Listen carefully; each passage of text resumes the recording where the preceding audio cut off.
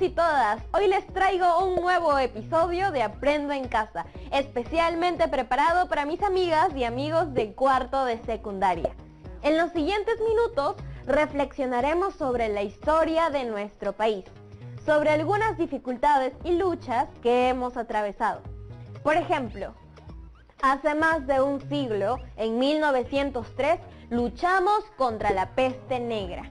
Además, hemos enfrentado distintos conflictos con nuestros países vecinos como Ecuador y Chile, iniciados en el siglo XIX.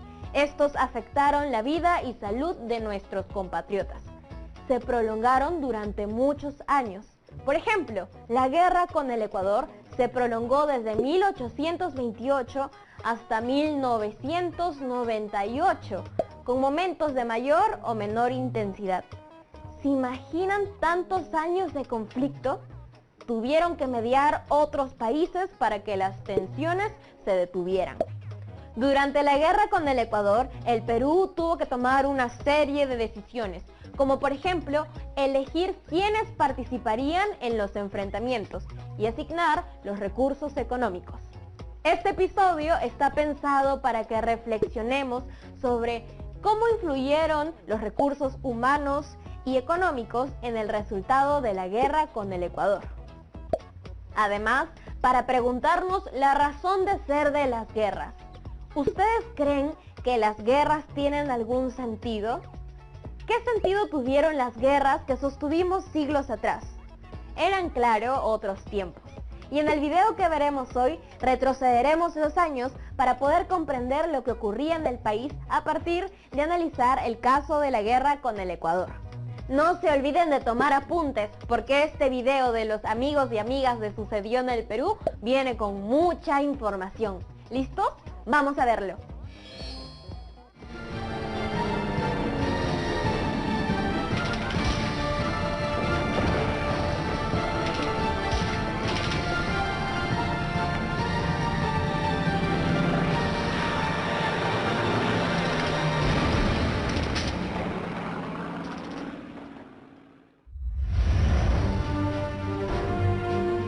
En la primera mitad del siglo XIX, los países sudamericanos obtuvimos nuestra independencia y se empezaron a establecer los límites que ahora tenemos.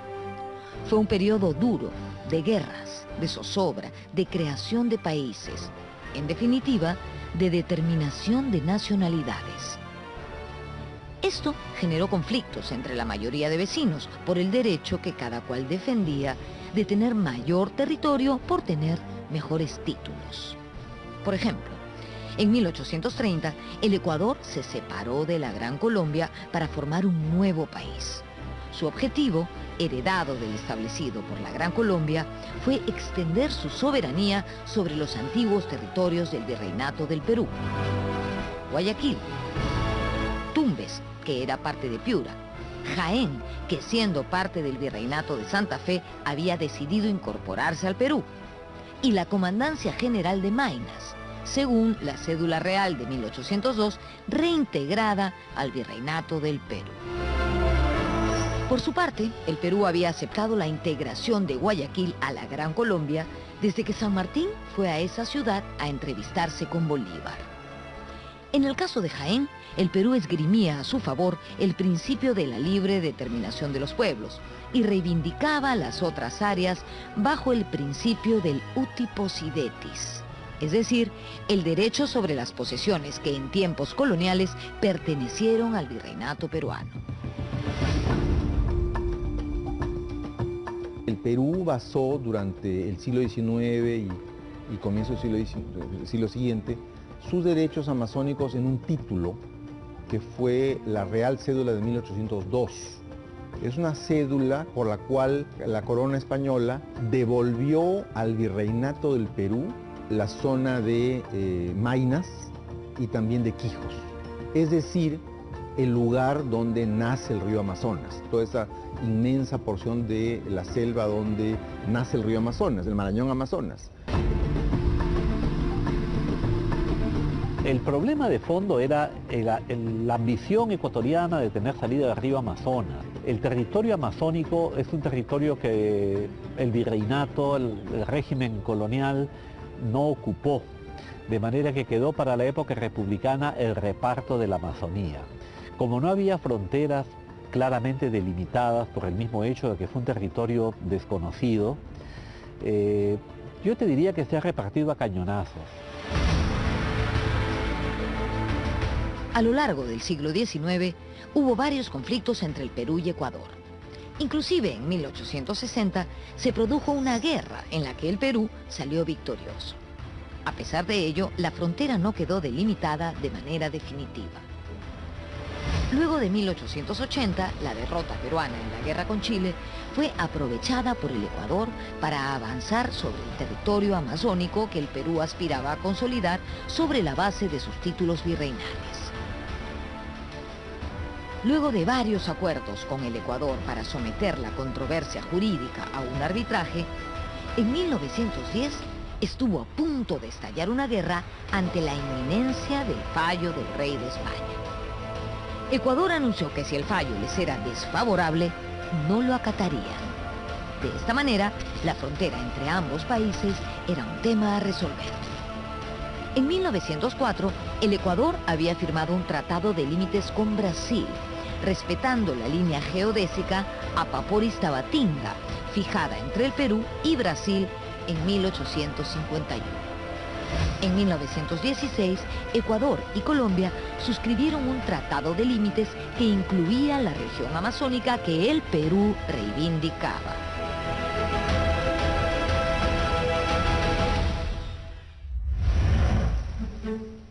Con Colombia, el Perú definió los límites entre 1922 y 1927, en paralelo con la participación de los Estados Unidos y la posterior negociación bilateral directa para resolver la situación de Tacna y Arica por el sur, con el objetivo de evitar que Colombia se sume al Ecuador en los reclamos por la región amazónica del norte.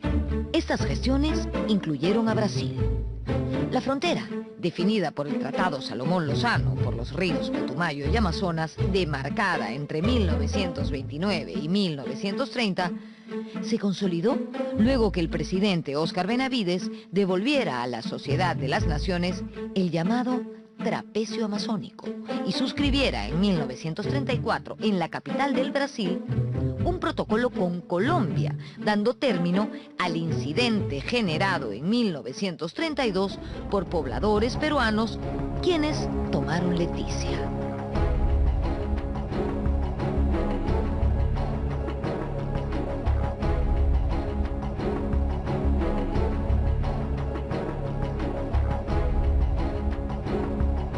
Cuando el Perú le cede a Colombia el trapecio de Leticia, tiene que ver con que habría existido una presión de los Estados Unidos, o en todo caso un deseo del Perú de quedar bien con los Estados Unidos. Los Estados Unidos habían creado Panamá arrebatándoselo a Colombia, y entregarles el trapecio de Leticia parecía una especie de compensación por la pérdida de Panamá. Lo que sucede en Colombia es de que fue una guerra perdida en el campo político, porque se pierde en el campo político, y fue una guerra inconclusa.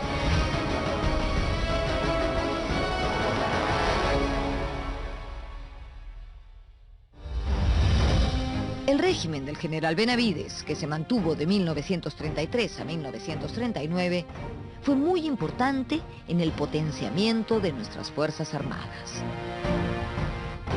Desarrolla una política de defensa que resulta ser finalmente compra de armamento para las tres fuerzas, ¿no? Y se compra artillería, se compra aviación, se compra pues los tanques, ¿no? Se compran nuevos fusiles, que es muy útil para la infantería, donde la infantería en esa época, recordemos, todavía ocupaba un lugar predominante en lo que era el desarrollo de las guerras, y esto pues termina siendo muy útil el 41, ¿no? Y no solamente se trataba de comprar armamento, sino desarrollar ejercicios en el campo.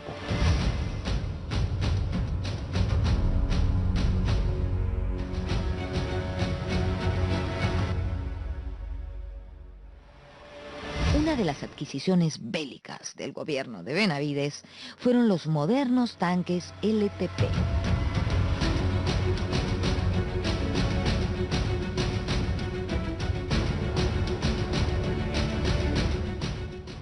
las novedades del conflicto de 1941 fue el uso de vehículos blindados, los tanques.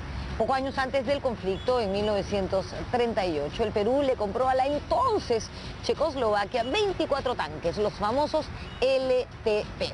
Por esos años, previos a la Segunda Guerra Mundial, Checoslovaquia estaba a la vanguardia en la construcción de este tipo de vehículos.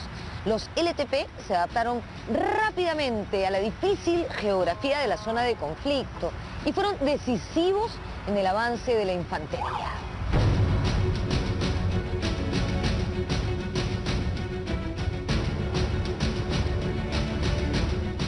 Aún se conservan varios de estos tanques LTP de procedencia checa, como este, por ejemplo, que encontramos en el jardín que está frente a la fachada de la Escuela Superior de Guerra del Ejército. Aquí también hay otras piezas que se usaron en 1941. Otro LTP que todavía está en funcionamiento está en el cuartel Hoyos Rubio, en el RIMAC. De hecho, esa unidad desfiló en la parada militar de julio del año 2016.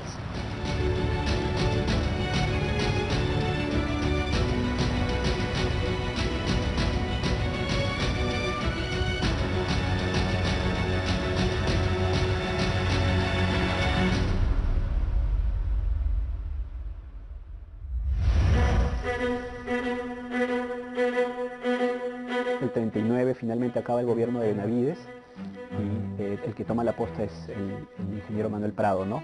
Que también era un hombre estadista con una visión geopolítica muy importante, ¿no? y que tenía, apreciaba mucho el tema también de las Fuerzas Armadas, el apoyo a las Fuerzas Armadas, ¿no? Tanto en sus dos gobiernos.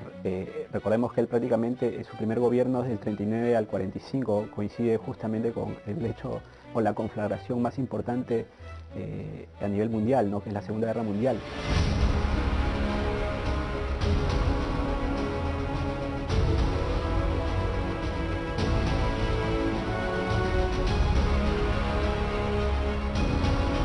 Manuel Prado Ugarteche era hijo del controvertido Mariano Ignacio Prado, presidente del Perú durante la guerra con Chile.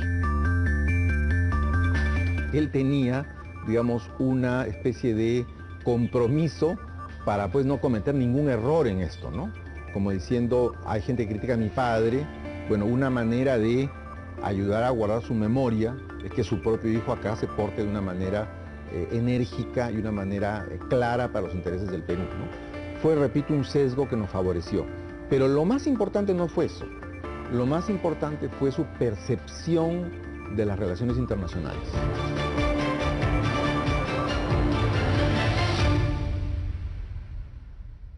Para entonces, la frontera con Ecuador permanecía indefinida. En 1924 se había firmado un protocolo que establecía que en caso de discrepancias, Perú y Ecuador acudirían al arbitraje del presidente de los Estados Unidos. En 1936, el Acta de Lima determinó que era el momento de acudir al arbitraje de Washington. Mientras tanto, ambos países mantendrían el statu quo de sus posesiones territoriales.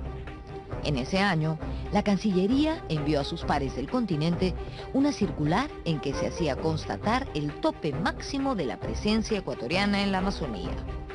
Esta es la referencia geográfica y diplomática para entender el conflicto de 1941 y el Protocolo de Río de Janeiro de 1942.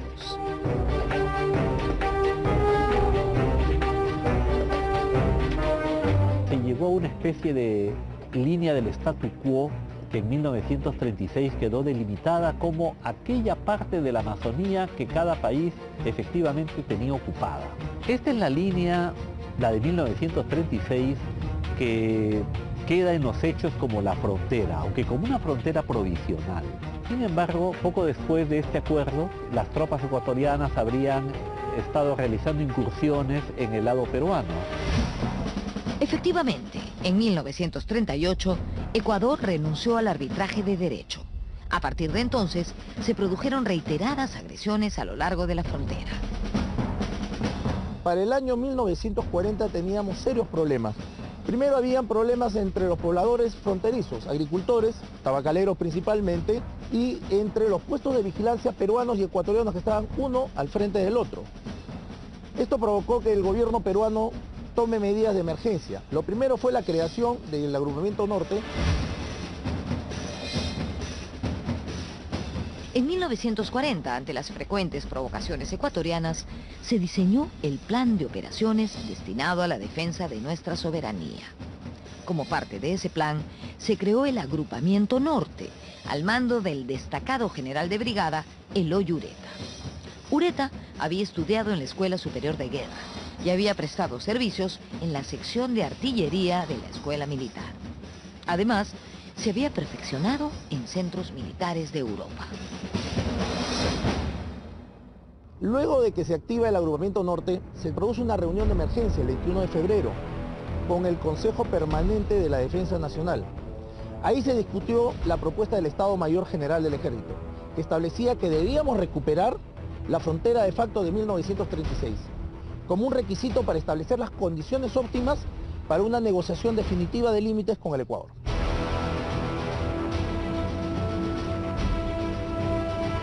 En este contexto, fuerzas peruanas se desplazaron a los dos probables teatros de operaciones militares. A la costa se destinó al Agrupamiento Norte y al frente nororiente, ubicado en el departamento de Loreto, se envió a la Quinta División, al mando del general Antonio Silva Santisteban. Entre los soldados movilizados a la costa norte estuvo el morterista César Molina, quien con sus compañeros de armas se embarcó en el Callao rumbo a Paita.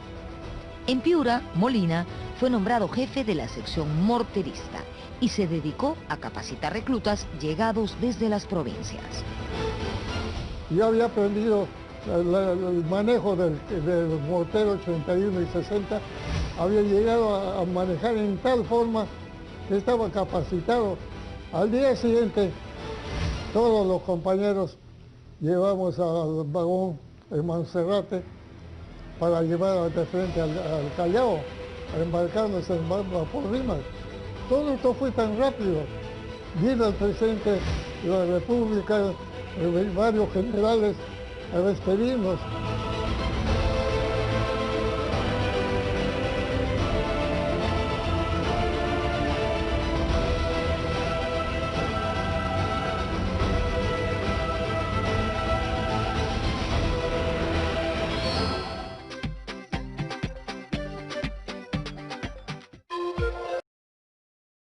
Peruano de la frontera.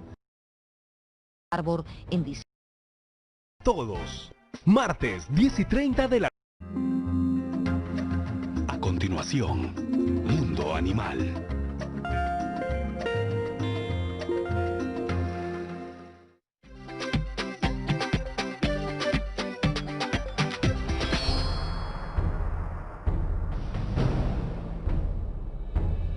Los años del gobierno de Manuel Prado coincidieron con la Segunda Guerra Mundial.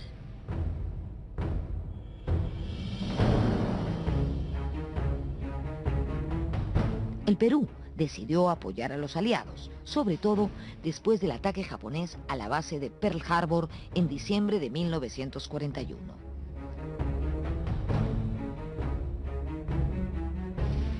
Nuestro país rompió relaciones con los países del eje, Alemania, Italia y Japón. Ecuador, por su parte, estaba gobernado desde 1940 por Carlos Arroyo del Río. Era un momento de cierta inestabilidad política en Ecuador y cuando eso ocurría, muchos políticos ecuatorianos, no todos, empleaban el argumento peruano de la frontera como una manera de cohesionar a la opinión pública, ¿no? Cuando había algún problema interno. Eso no solo ocurrió en Ecuador, ha ocurrido también en el Perú y ha ocurrido en otros países, ¿no? Solo que en este caso hubo una exageración. Parece ser que las Fuerzas Armadas ecuatorianas como que se deslindaron un poco de la autoridad del presidente Arroyo del Río, ¿no? Tenían una cierta autonomía y esa autonomía fue expresada en el aumento de choques fronterizos en las diferentes guarniciones de la frontera.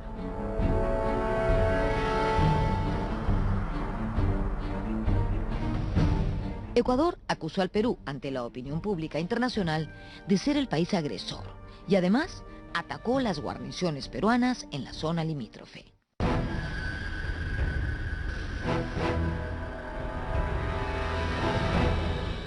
En el contexto del estallido de la Segunda Guerra Mundial, Estados Unidos, distraído por lo que pasaba en Europa, menudean más los ataques entre peruanos y ecuatorianos sin que haya una especie de árbitro con energía, como podría haber sido Estados Unidos, que ponga coto a estos desmanes, digámoslo así.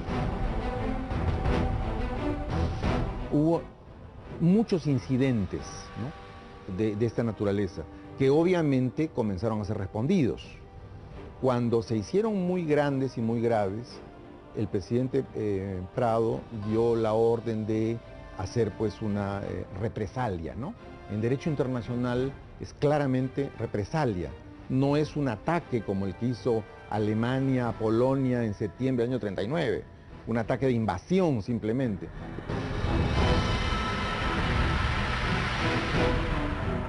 Los primeros enfrentamientos se realizaron a inicios de julio de 1941 en los puestos de Aguas Verdes, La Palma y Lechugal, defendidos por policías y soldados del ejército peruano.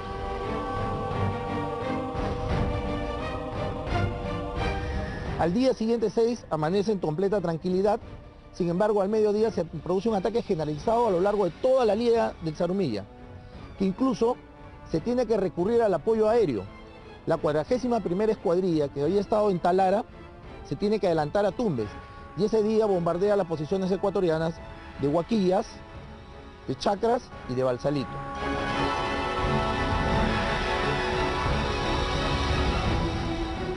La columna de infantería, donde servía el morterista César Molina, partió al frente de batalla desde el actual caserío de Pampa Larga, en Ayabaca, departamento de Piura.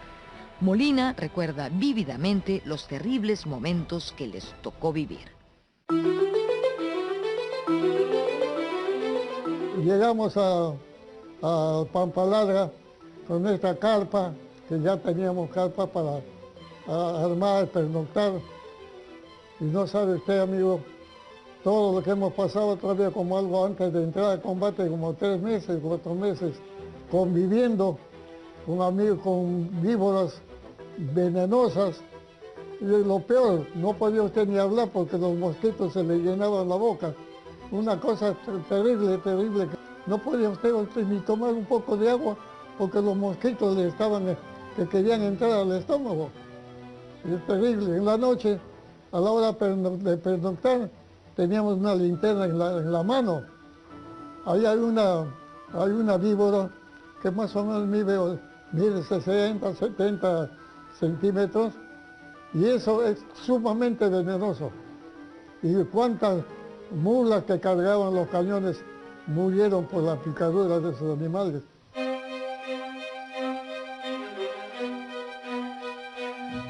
El teatro de operaciones es un lugar muy complicado, altas temperaturas, caminos pues intransitables, ¿no? Por las lluvias, por efecto de las lluvias se aniegan, ¿no? Se vuelven lodazales, la vegetación impide pues el desplazamiento de la infantería.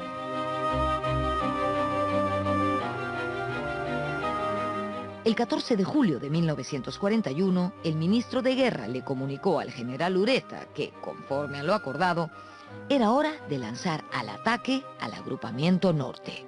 Así fue como el conflicto se convirtió en un conflicto armado abierto, tomando parte activa en él las 3 Fuerzas Armadas, Aviación, Marina y Ejército, además de las fuerzas policiales. El objetivo era controlar la zona de donde provenían las incursiones al Perú. El agrupamiento norte tenía pues componente terrestre, ¿no? Que eran la 1ª División Ligera, la 8ª División Ligera, y tenía también un componente naval, ¿no? Que tenía dos fragatas, ¿no? La Villar y la Guise, y submarinos, lanchas torpederas, y también un componente aéreo, ¿no? Estas tropas estaban con lo más moderno de la tecnología de esa época, del año 41. El encuentro militar decisivo se libró en Zarumilla el 23 de julio de 1941. Las fuerzas peruanas eran mayoritarias y estaban mejor equipadas que las ecuatorianas. Se trató de una suerte de operación relámpago. El general Ureta fue el artífice de esa ofensiva, que incluía el uso de blindados y de unidades aéreas y navales. La primera división ligera, que actuaba en Tumbes, se dividió en 4 destacamentos. Porque el frente era extenso, era extremadamente extenso, y la zona era de una vegetación densa y de comunicaciones muy pobres, por lo que se tuvo que armar 4 destacamentos que iban a actuar en forma independiente. Es por eso que decimos que la batalla de Zarumilla es el conjunto de acciones aisladas, pero dirigidas, centralizadas, que permitieron la recuperación de nuestra frontera. Cuando las tropas peruanas atacan, gran parte de la tropa era del sur, eran indígenas, ¿no? Muy cetrinos, y atacaban con casco de corcho japonés. Entonces en el Ecuador se pensó que había tropas japonesas atacando el Ecuador, ¿no? Y eso apareció en los periódicos, ¿no? Obviamente se desmintió y la propia embajada japonesa lo desmintió, ¿no? Bienvenidos y bienvenidas de vuelta a Aprendo en Casa. El video que acabamos de ver estaba cargado de muchas ideas sobre el conflicto entre el Perú y Ecuador. Hemos aprendido un poco más acerca de cómo se originó y también vimos que territorios como Tumbes, Jaén y Maynas optaron por el principio de libre determinación de los pueblos y uti possidetis. Otro aspecto llamativo fue la cantidad de recursos tecnológicos y humanos que se movilizaron mediante las políticas de gobierno como el de Benavides y el de Prado Ugarteche. Encima, todo este conflicto se daba en el contexto del desarrollo de la Segunda Guerra Mundial. Qué épocas tan difíciles, ¿no? Y yo me pregunto, luego de tantas dificultades, ¿cómo hemos logrado salir adelante? Para explicar mejor eso, hay que considerar diversos factores. Y así nos daremos cuenta de que aún hay mucho trabajo pendiente para que todos y todas podamos estar mejor. Tal vez uno de los trabajos más importantes que podemos hacer para pensar en cambios positivos sea entender mejor nuestra historia, porque en ella encontramos información sobre nuestros errores y buenas decisiones del pasado. Por eso les traigo el reto del día de hoy. ¿Qué tal si en un organizador visual seguimos reflexionando sobre la guerra con el Ecuador y los aprendizajes que nos dejó para lograr una convivencia mejor? Tratemos de pensar en 2 preguntas específicas. Primera pregunta, ¿cómo influyeron los recursos humanos y económicos que el Perú movilizó en el resultado de la guerra con el Ecuador? Segunda pregunta, ¿qué creen ustedes que hacen actualmente la ciudadanía y el Estado para consolidar una convivencia saludable entre peruanos y peruanas?